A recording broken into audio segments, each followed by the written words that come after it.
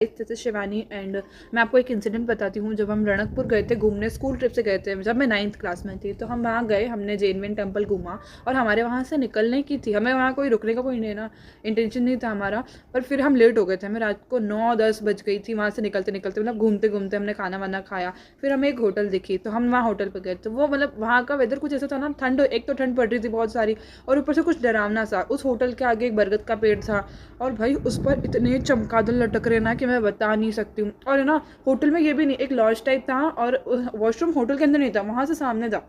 उस बरगद के पेड़ को क्रॉस करके जाना पड़ता है और उसके बाद वॉशरूम था। तो हम तो भाई इतना डर गए कि है ना, ग्रुप में जाते थे अगर वॉशरूम करने भी जाते थे तो।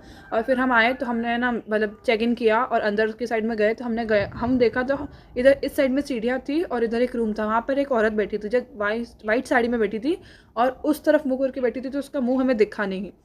तो फिर हम ऊपर गए तो एक छोटा सा रूम जिसमें हम 5 जने एक रूम में और बेड पे 3 जने थे, नीचे 2 थे, तो मैं नीचे सो रही थी मेरी फ्रेंड के साथ।